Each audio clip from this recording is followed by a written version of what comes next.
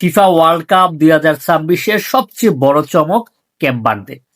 Africa মহাদেশের এই দেশটি একের পর এক চমক দেখিয়ে চলছে। যখন শক্তিশালী স্পেন, যারা আসলে এবার 2026 বিশ্বকাপের অন্যতম শিরোপার দাবিদার, স্পেনকে যখন গোল শূন্যতে থামিয়ে দিয়েছিল, তখন অনেকে বলছিল অঘটন, কিন্তু তাদের খেলা দেখে আমার কাছে অঘটন মনে হয়নি।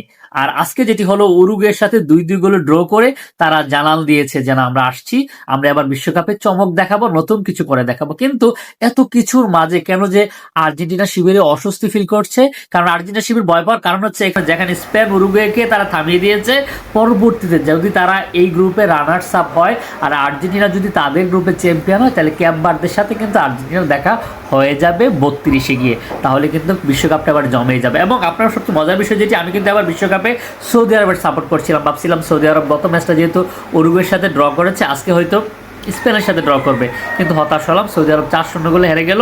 কিন্তু ক্যাপ ভার্দে সাপোর্ট করেছিলাম। ক্যাপ ভার্দে ঠিকই কিন্তু উরুগুয়ের সাথে ড্র করেছে, স্পেনের সাথে ড্র করেছে। এবং যদি সৌদি আরবের সাথে ম্যাচটা, যদি সৌদি আরবে ক্যাপ ভার্দের খেলায়, আমি অবশ্যই ক্যাপ ভার্দে সাপোর্ট করবো। আমি চাইবো ক্যাপ ভার্দের যেন অন্তপক্ষে গ্রুপ চ্যাম্পিয়ন না হোক, রানার্স আপটা যেন হতে পারে। এবং শেষ 32-এ গিয়ে আসলে জমজমাট একটি লড়াই হবে ক্যাপ ভার্দে বনাম আর্জেন্টিনা। আপনাদের কেমন লাগলো অবশ্যই মন্তব্য করে জানাবেন। ক্যাপ ভার্দে কিনা আপনারা কতদূর স্বপ্ন দেখছেন, কমেন্টস করে দিবেন। আল্লাহ হাফিজ।